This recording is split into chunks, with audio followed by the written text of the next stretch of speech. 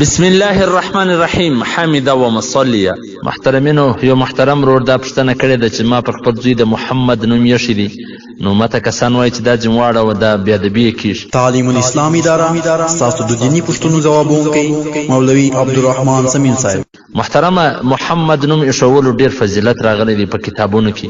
علامه مفتی محمد یوسف لودیانوي شهید رحمت الله په خپله فتاوا کې مثلا کهرجل نمبر 8 صفحه نمبر 215 هغه دا لیکلي دي چې څوک پر زوی د محمد نوم کښېږدي د الله رسول صلی الله علیه وسلم به د هغه شفاعت وکړي. الله دې وایي موږ ټولو ته راپه نصیب کړي. په حواله ده فتاوا شامي جلد نمبر 6 صفحه نمبر 419 چې هغه فرمایي چې د چا زوی پیدا سو فسماه محمدا كان هو ومولوده في الجنة، رواه ابن عساکر انا امامه.